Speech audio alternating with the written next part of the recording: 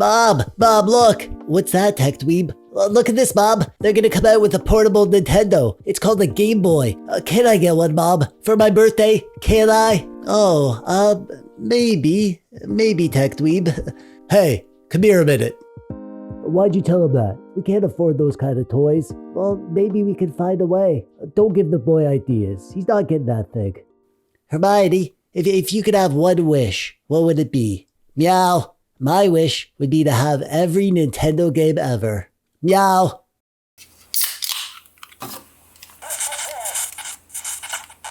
I freaking love adult money.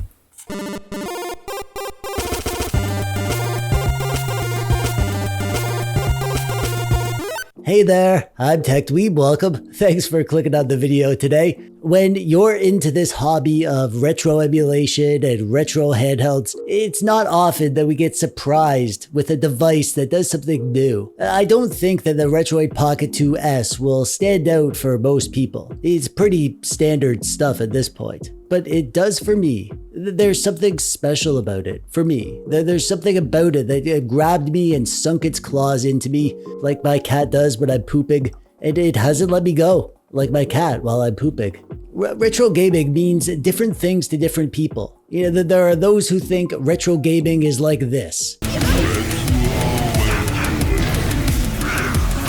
And then there are others that think retro gaming is like this.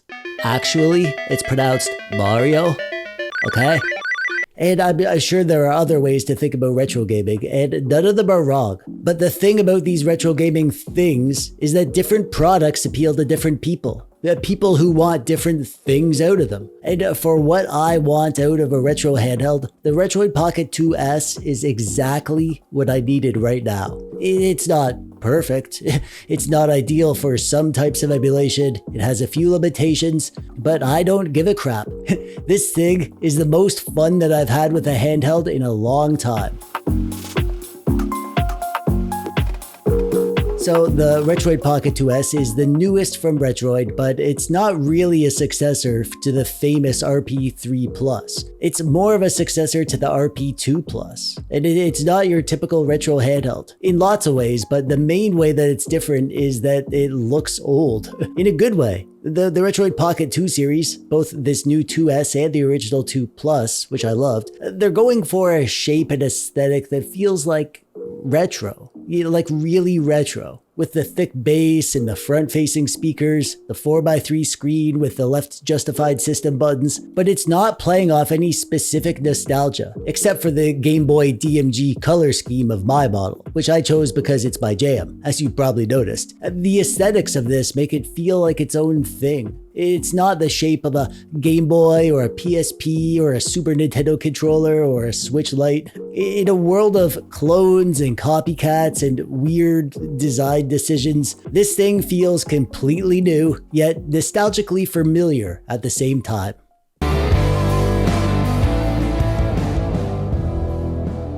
That's a really neat drawing, TechDweeb. What is it? This is Mario, Bob. He's the hero of the Mushroom Kingdom. He needs to save the princess, and he just ate a mushroom and grew big, and now he's jumping on a Koopa shell on the side of the staircase because there's a glitch where if you jump in just the right way, you get in a loop, or if you keep jumping and you get a ton of free lives, and then you can beat the game and save the princess. Oh, okay. Oh, that's very creative, son. Thanks, Bob. Hey, Bob, I know we can't afford a Game Boy for my birthday, but can I have a Game Boy cake? A Game Boy cake? What's a Game Boy cake? You know, a cake with icing on it that looks like a Game Boy or something. God damn it, piece of crap. Yes, I would love to bake you a Game Boy cake, but I need you to draw me a picture of what a Game Boy looks like, okay? Oh, I can do that. Easy. I'll do it right now.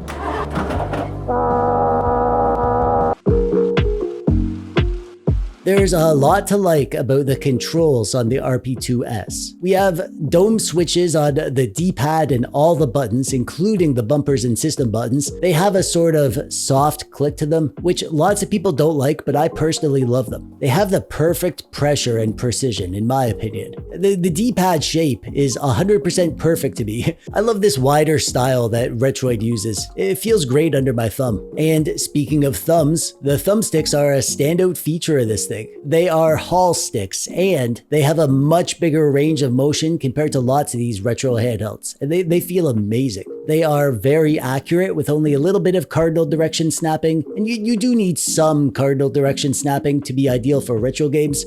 These are my new favorite thumbsticks that I've ever felt on a handheld. And the triggers. These are analog triggers and they have a big range of motion too, and they feel so dang smooth. I can't say enough good things about the controls on this thing in general. Oh, and I should probably mention that we do get HDMI out via the micro HDMI port. That, along with the fact that we get Bluetooth, means that you could plug this into a TV, attach a few controllers, and play games like it's a home console.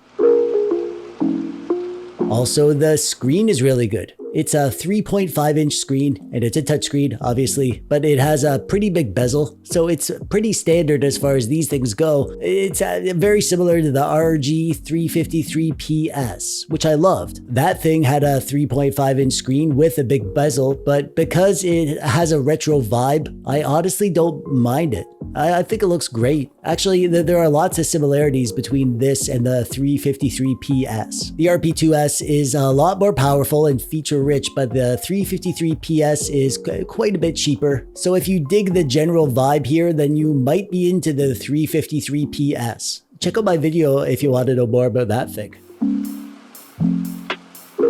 Speaking of the price, the RP2S is $100 for the base model with 3 GB of RAM and 32 GB of internal storage, and the higher end version has 4 GB of RAM and 128 GB of storage. And keep in mind that you'll have to pay for shipping on top of that, so realistically you're looking at $115 to $135. You won't notice much of a difference between the models in terms of performance, and 32 GB might be fine if you stick to mostly retro emulation. But if you plan on installing Android stuff, then just get the upgrade to the 128 GB storage model, because 32 GB fills up quickly when you're installing apps. My version is the higher end version, by the way. Hey Dad, check it out. I got to level 5 in Mario Brothers. This is the furthest I've got. Okay, that's nice. You know, Mario's better when you play with 2 players. I have 2 controllers. Maybe if you play with me, I could be Mario, and you could be Luigi, and we could beat the game together. No, TechDweeb. Video games are for kids. Grown-ups don't like that stuff. Oh, okay. Well, how's about, what if I play for my guy and your guy, so we could play together that way? As long as I don't have to do anything, go nuts. Look, Dad, you just got a 1-up. Whoa, we just found a secret in a pipe. Cool. Warp zone, awesome.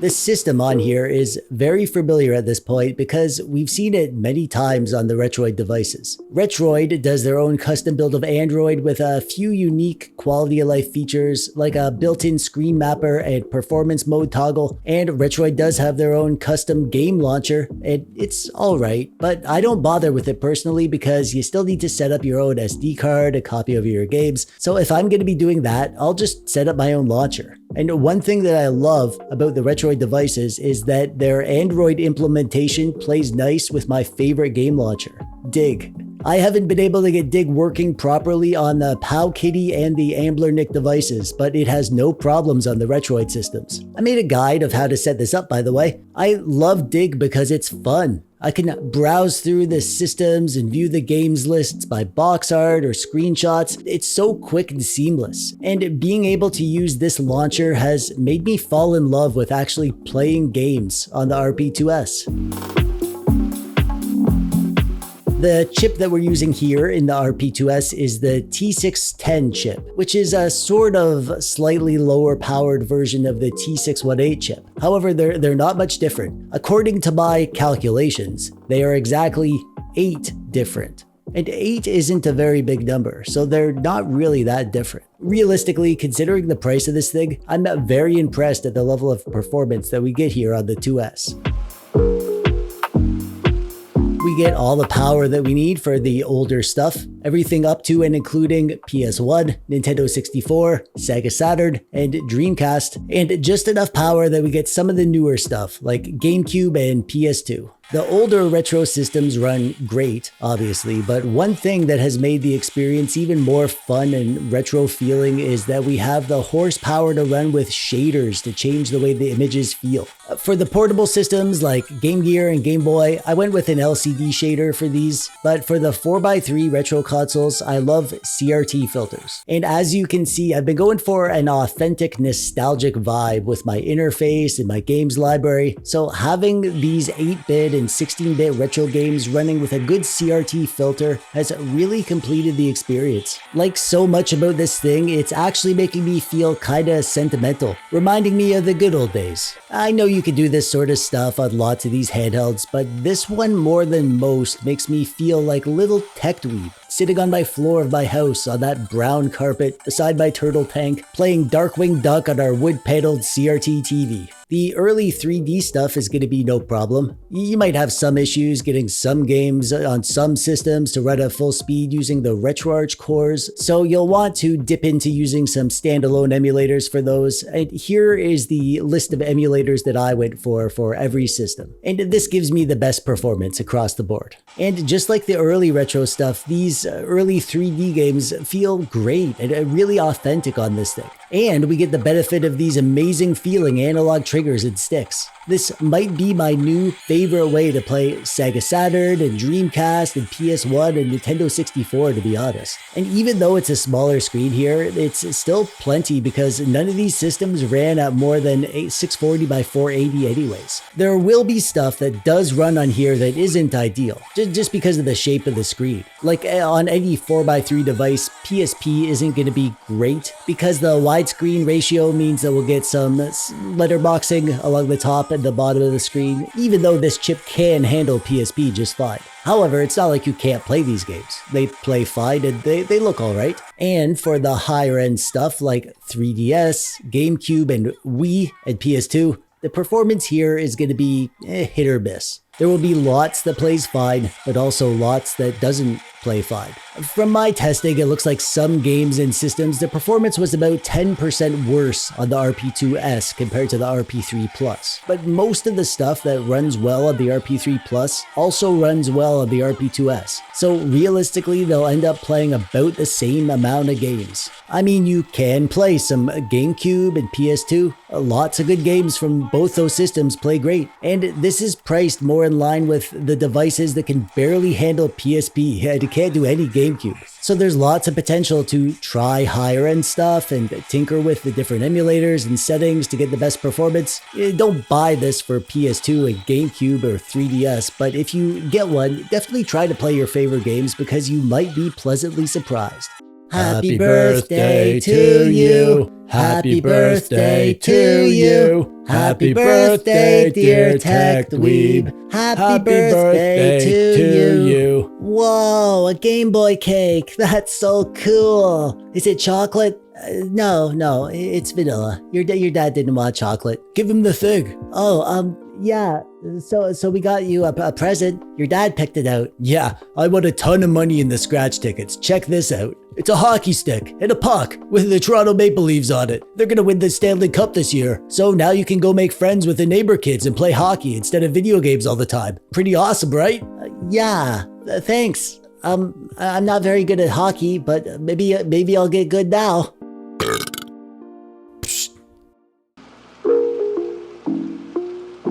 I don't mean to get all squishy on you here, and I know that this review has been a bit sparse on the nitty-gritty details, but I felt like it was important to kind of communicate with you what I really feel about my experience with the RP2S. I mean, the device is great and stuff. It's a great build and a good system and good performance, yada yada yada. But more importantly, the RP2S is the culmination of what retro gaming handhelds have been working towards. It has the guts to play lots of stuff, but more importantly, it has the performance that we need to give us an uncompromising retro gaming experience in a package that feels like a real retro thing. At this price, it's unheard of that we get flawless N64 performance or Sega Saturn, or to be able to use whatever shader that we want to make the games look authentically retro. And I can't really put my finger on why I love this thing so much. There's not many more reasons I should love this more than other high-end devices that I have access to. But on this thing, retro gaming has never felt more authentic. And it's reminded me why retro games are important. Playing retro games can bring us back to a simpler time. And that's what I've been yearning for this whole time with this retro gaming hobby. All these retro handhelds and emulation stuff. Playing these old games brings back so many memories for me, for better or worse. And it shows us how far we've come. And not just the devices and how far we've come with handheld tech, but how much we've all grown since the good old days of Mario 3 and Darkwing Duck. We're all adults now, but I think deep down, that little kid that we were is still riding along with us, is still confused about the world and sad about the things they can't control and excited for the future. And most importantly, these retro handhelds are literally our childhood self's dream come true. Every Nintendo and Game Boy and Super Nintendo and Sega game in a fun little device that fits in the palms of our hands. Yeah, it's easy to forget how lucky we are to see these retro handhelds as just a bunch of tech with different specifications and performance profiles and price tags. But the real magic of these things isn't in the tech. It's in the experiences that they could give us. They let us hang out with our younger selves, reminiscing about the good times and the bad times, and reminding us where we came from and who we are. So I guess I did get all squishy, but yeah, I'm okay with that. Yeah, I'll do another video, I think, on the nitty-gritty performance stuff. Maybe a T618 versus T610 video. But today, I just wanted to do something special for this one. I'm so glad I bought it. Maybe the magic will wear off soon, and it'll become just another one of the dozens of handhelds that sit on my shelf. But so far, this has been my favorite handheld experience that I've had yet. And I can't wait to finish this video and go sit on my couch beside my mom and play some Spy vs. Spy. Anyways, now I want to hear from you. I've shared a few memories in this video, and now it's your turn. Share a retro gaming memory with us in the comments below, if you want to. And while you're down there, click the thumbs up button if you haven't yet, and subscribe and stuff. That's it from me. I'm TechDweeb. Thanks for watching. Bye-bye.